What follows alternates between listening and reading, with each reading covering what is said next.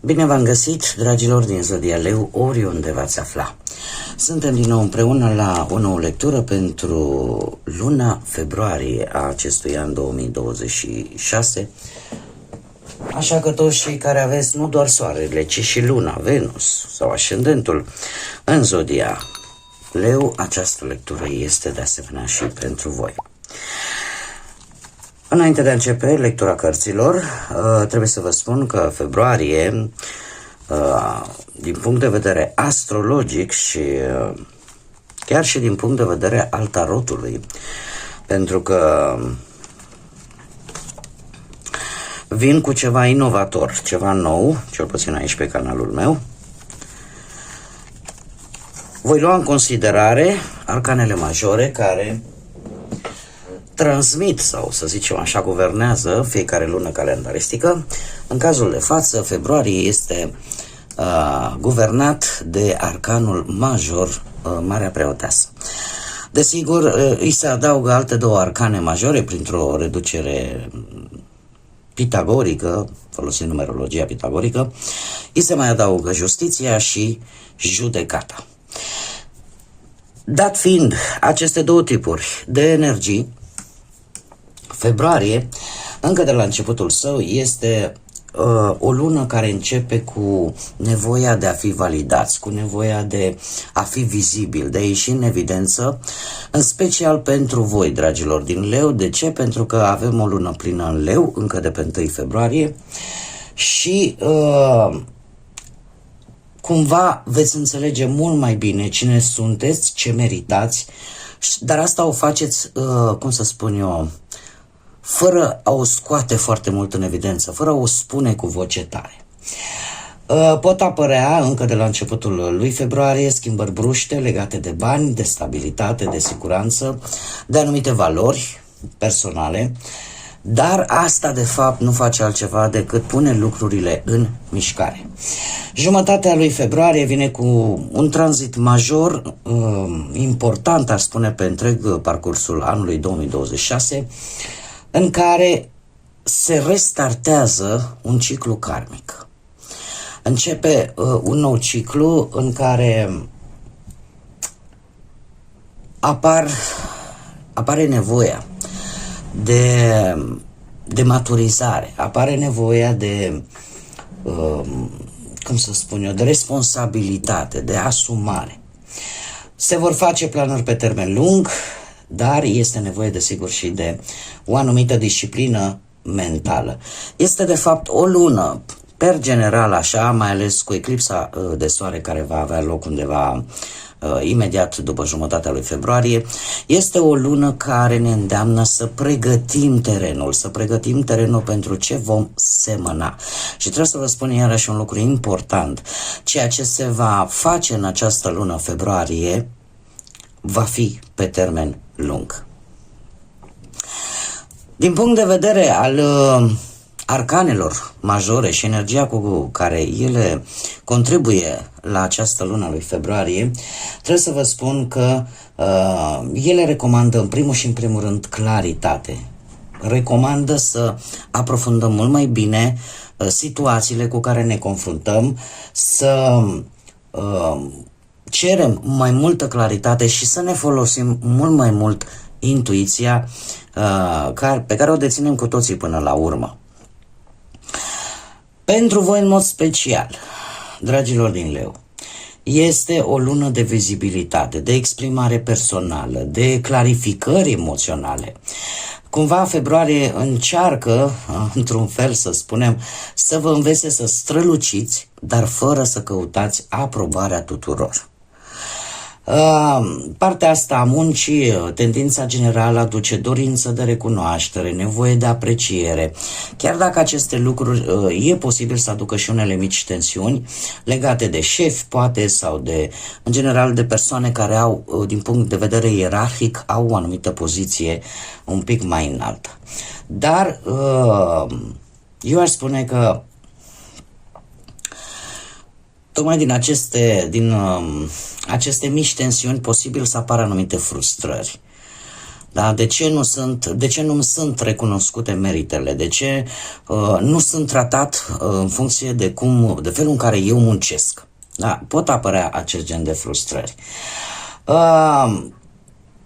Cumva sunteți chemați în această lună, dragilor, să vă exprimați valoarea, să străluciți, dar să o faceți cu mai multă înțelepciune.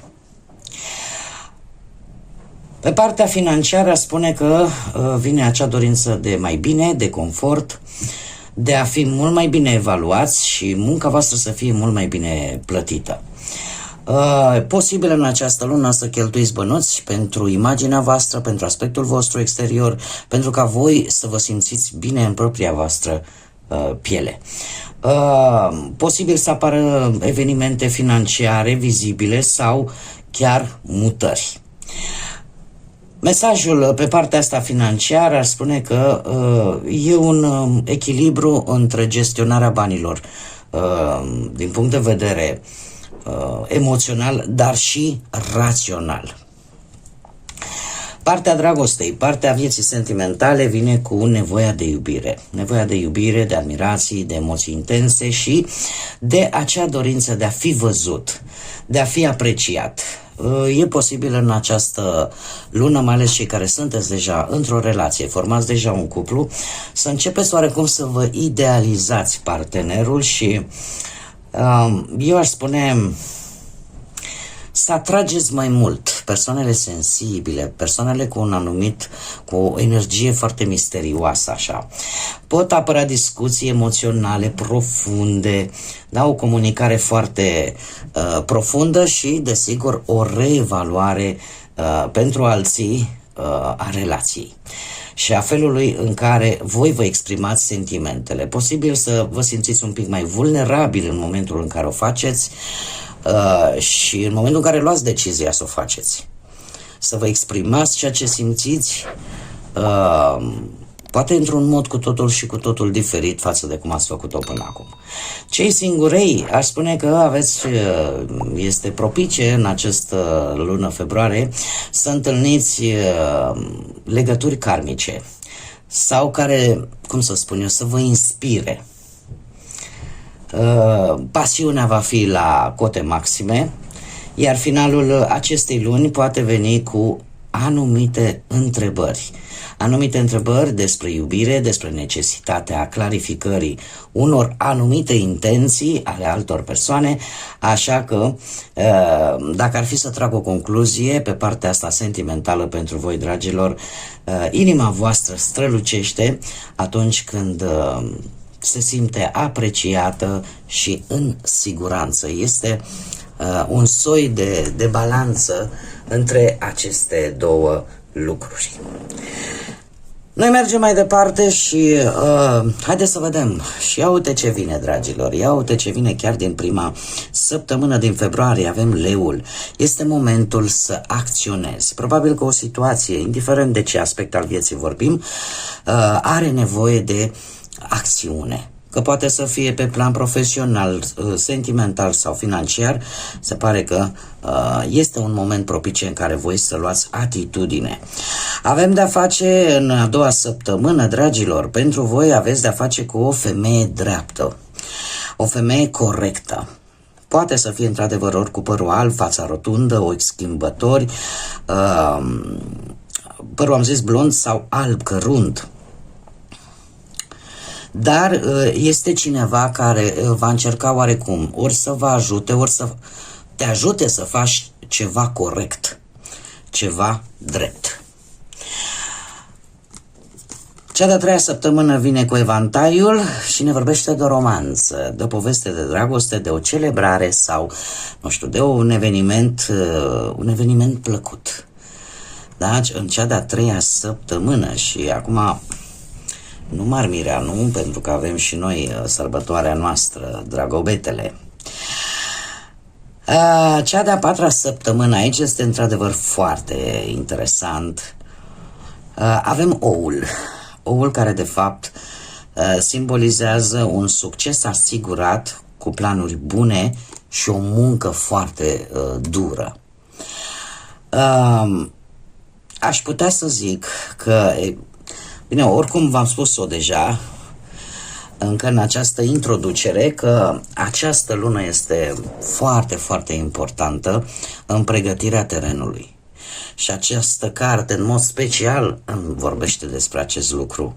Pentru a se putea, ca un agricultor, să aibă o recoltă bogată, trebuie să facă pașii în ordinea lor, să-i facă bine, în așa fel încât semințele care se vor planta pe acest teren, vorbind metaforic, să dea roadele cât mai bune. Și așa se întâmplă și la voi. Vă veți face niște planuri, vă veți face niște proiecte care, chiar dacă în această lună nu vor da rezultate, de fapt, le vor pregăti pentru următoarele luni. Mergem mai departe și haideți să vedem ce ne spune și tarotul, ce vine pentru dragii mei din Leu în luna februarie, atât pe plan profesional, financiar sau sentimental.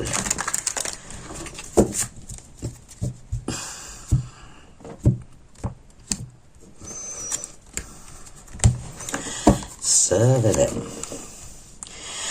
Pe plan profesional se vor produce schimbări bruște, schimbări care vă vor demoraliza un pic, dar să știți că nu este totul pierdut și cumva aceste schimbări bruște, nu știu dacă zodiile de apă au vreo legătură pe partea asta profesională cu voi, Rac, Pești sau Scorpion, dar se va întâmpla ceva cu turnul pe care noi îl avem aici, ceva care va schimba datele problemei vis-a-vis de un proiect, vis-a-vis de un job, de jobul actual, că este vorba poate de...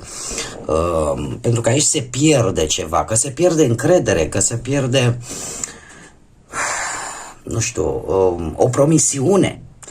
Cert este că într-un fel sau altul bine nu o să vă cadă, dar nu este totul pierdut. Nu trebuie să mizați decât pe o singură carte. Nu este totul pierdut.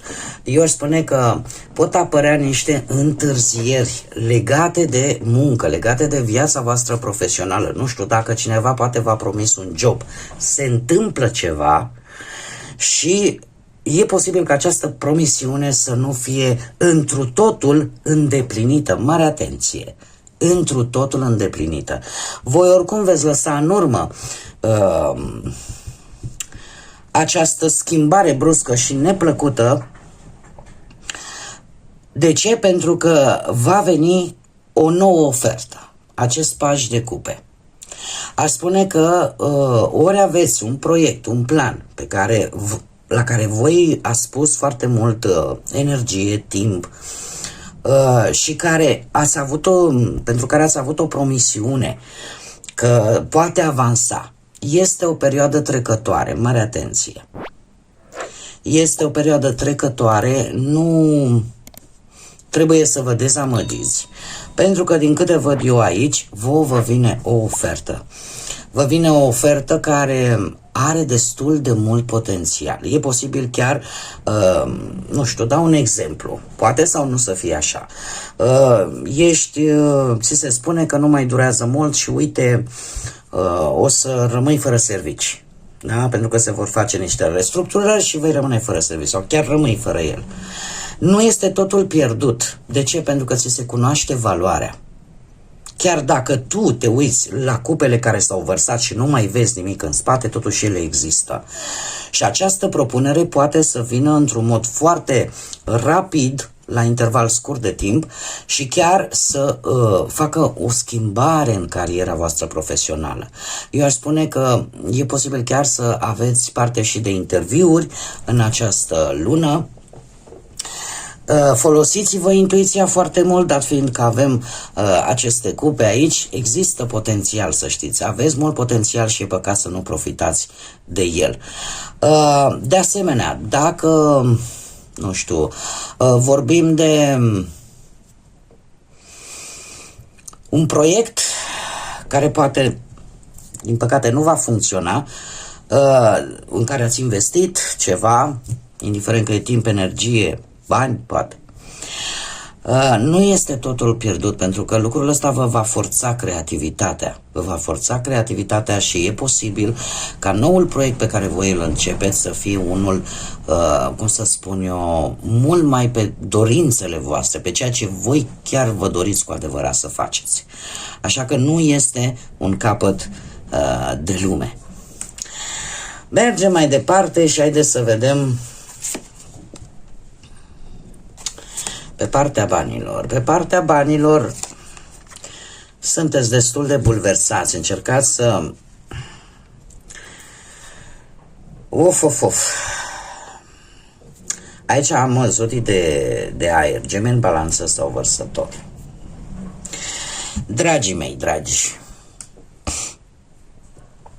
a spune că, nu știu, ori veți cere un sprijin financiar cuiva. De ce? Pentru că 10-ul ăsta de bâte îmi vorbește de o presiune pe finanțe. Îmi vorbește de niște datorii care te supraîncarcă. Și asta cumva se resimte. Acest 5 de spade, aș spune că vă gândiți, nu știu, ori să vindeți ceva de valoare, tocmai pentru a acoperi aceste datorii. Și ce să vedeți, avem chiar arcanul care contribuie cu energia sa la luna lui februarie, avem judecata care îmi vorbește tare mult de un dram de noroc, să spun așa, din trecutul vostru. E posibil, într-adevăr, în această lună, am văzut foarte bine și situația profesională, dar pe de altă parte și sunt legate acum, cu siguranță sunt legate, nu finanțele de muncă, dar totuși ori veți vinde ceva de valoare pentru a acoperi aceste cheltuieli, ori ceva din trecutul vostru revine la voi pe plan financiar. Posibil să vină sub forma unui apel telefonic, să vă sune cineva. Este o situație care, nu știu, ceva extra, bănuți extra, care pot apărea. Că e vorba de vreo moștenire, că e vorba, nu știu, de ceva legat de documente, contracte, care să te favorizeze cumva financiar și în care precauția, într-adevăr, trebuie să fie acolo luată în calcul. Mare atenție, nu intrați în lucruri care nu sunt foarte legale în disperarea după bani. Dragii mei, eu cred că, dat fiind și faptul că avem multe spade, cumva totul pe plan financiar la voi va fi mai mult mental. Sunteți, nu știu, încă de la începutul lunii poate mult mai atenți, mai suspicioși, mai vigilenți. Cumva puteți primi vești, informații incomplete, vești contradictorii, iar lucrul ăsta creează o neliniște la nivel mental legată de bani. E clar cu 10-l ăsta de bâte că există o supraîncărcare, nu știu, că responsabilități multe, că presiune mare, că trageți voi tot greul sau că posibil să cărați anumite poveri financiare care poate nu vă aparțin în mod direct. Cert este că munciți foarte mult pentru a avea acești bănuți. Problema este alta, 5-ul ăsta de spade. 5-ul ăsta de spade, eu aș spune că nu e neapărat o pierdere. Posibil ca cineva să iasă în avantaj din punct de vedere financiar, iar vouă vă creează o stare de stres, de nervi. Posibil să aveți parte de o negociere foarte tensionată de asemenea. E ca și cum ai avea senzația aia, dacă rezolvi ceva financiar, cumva plătești pe partea emoțională. E ca și cum, nu neapărat că pierdeți o luptă, ci pur și simplu nu reușești să te bucuri de o anumită victorie. Și judecata, care este și energia, cum am mai spus, a lunii februarie, ne vorbește foarte mult de resetare karmică. Este o lună, dragilor, care, din câte văd eu aici, pe plan atât profesional cât și financiar, așa cum bine am văzut din aspectele astrologice, aduce o resetare karmică. Aș tinde să cred undeva de pe 17 februarie, când avem acea eclipsă de soare și care vine cu această resetare karmică. E posibil ca un adevăr legat poate de bănuți să iasă la suprafață sau să se finalizeze o etapă financiară. Eu aș spune mai degrabă că pe plan financiar pentru voi luna februarie este mai mult o perioadă de trezire. Să vă dați seama ce a fost făcut bine, ce a fost făcut prost, să vedeți mult mai clar. Nu știu, e probabil un îndemn de a, cum să zic eu, de a nu te speria. Pentru că februarie pentru voi anunță o reașezare a lucrurilor și cu siguranță în martie vom vorbi de cu totul și cu totul alte energii. Oricum voi, așa cum bine știți cei care mi-ați urmărit lecturile pentru întregul an 2026, cam până pe la sfârșitul lui iunie, și nu numai voi, în general, majoritatea zodiilor de foc vor trece, ca să spun așa, pe diferite arii ale vieții, prin diferite dușuri, când calde, când reci. Da? Iar din iulie cumva lucrurile încep să se stabilizeze în mod special pentru voi, când Jupiter intră în zodia voastră. Haideți să vedem acum și pe partea asta relațională. Cei care sunteți într-un cuplu, într-o relație, luna februarie pentru voi, dragilor, foarte interesant. Se repetă în cifra 9.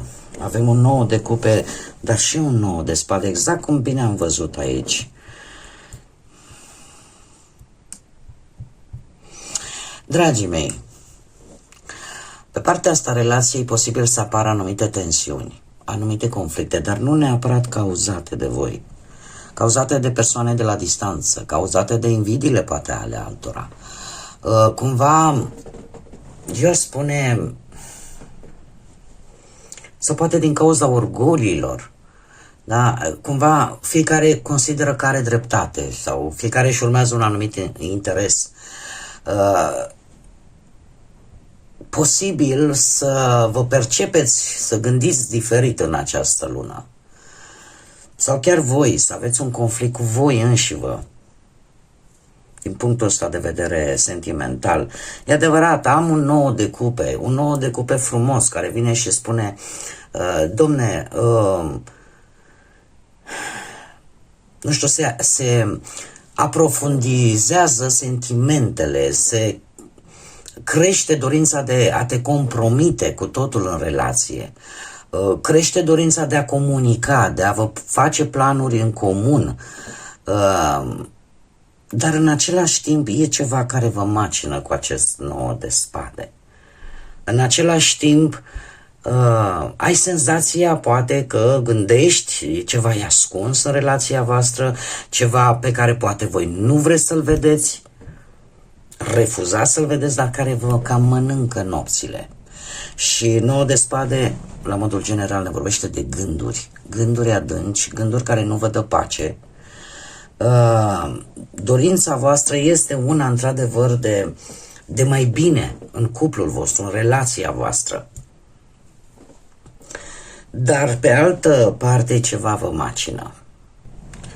Trebuie să vă mărturisesc un lucru, dragii mei, de foarte multă vreme nu am mai avut cărți cam aproape pe toate planurile, nu neapărat negative, sunt niște cărți care te provoacă, sunt provocatoare, energii care te provoacă.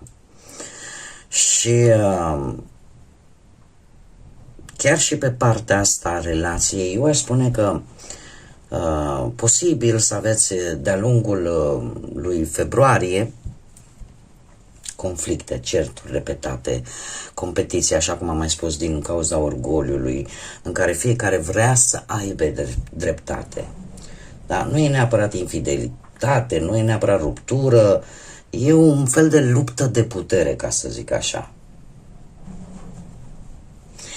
Totuși, dat fiind că avem acest 9 de cupe, eu aș spune că ori voi vreți, chiar vreți să funcționeze, așa cum am mai spus, relația, ori există unul dintre voi își pune propriile dorințe pe primul loc. Dă dovadă, ca să zicem așa, de un soi de egoism. E un fel de egoism emoțional.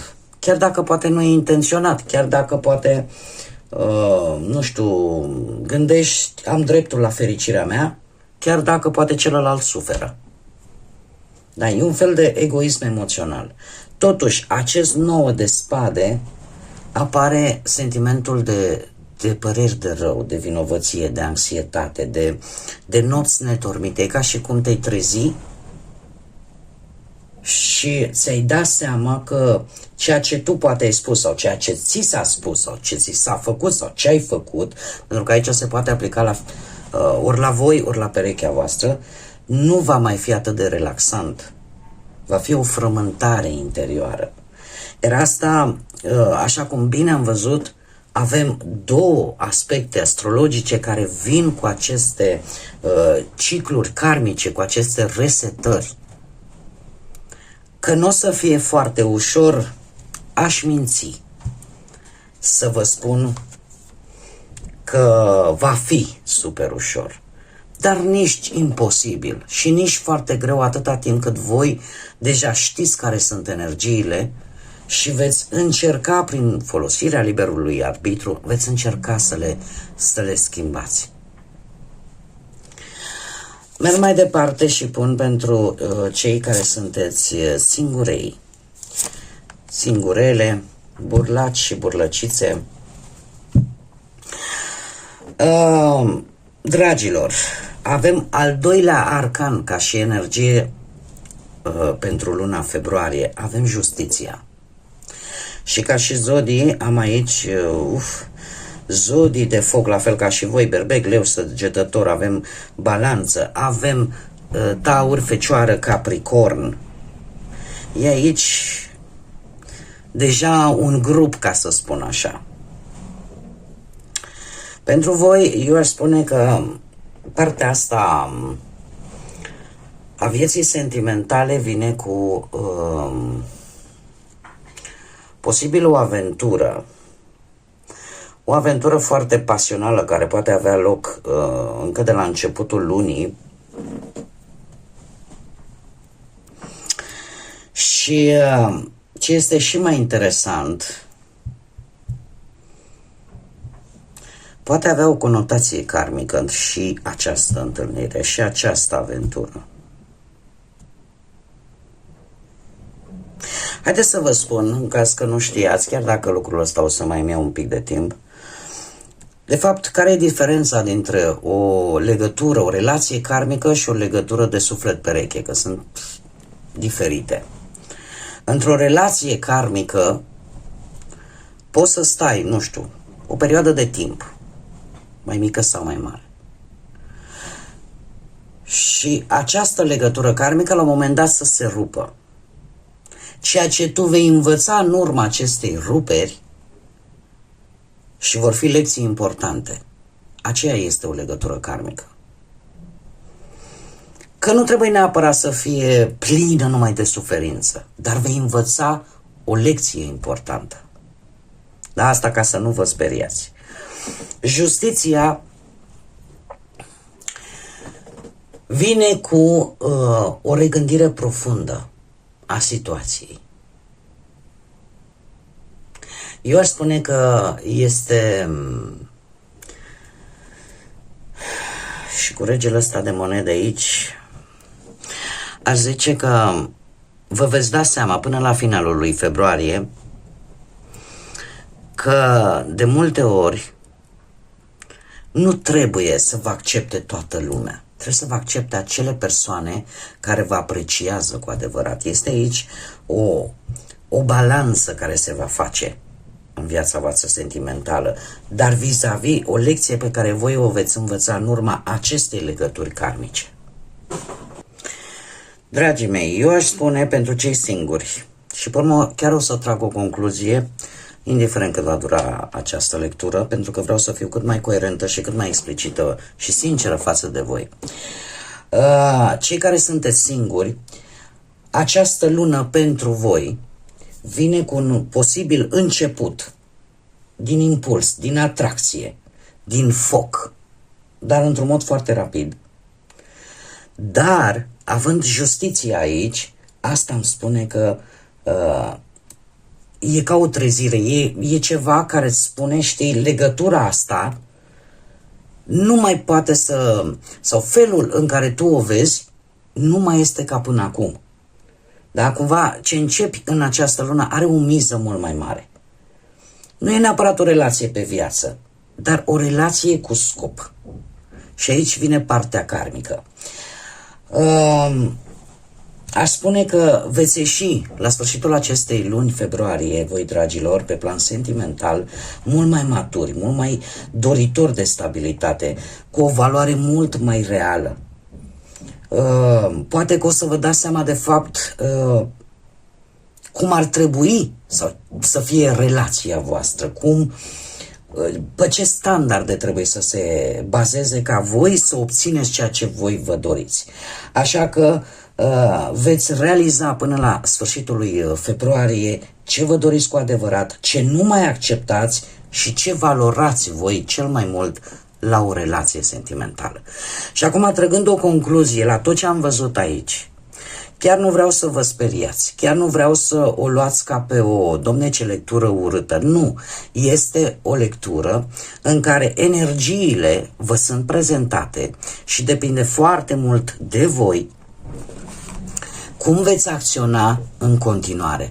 Dar, per general, ca și concluzie, este o lună karmică pentru voi, de resetare karmică, în care veți învăța lecții importante, în care vă veți da seama de fapt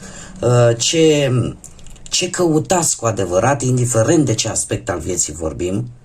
Este, așa cum am spus-o încă de la început, acel teren care trebuie pregătit pentru ceva să vină.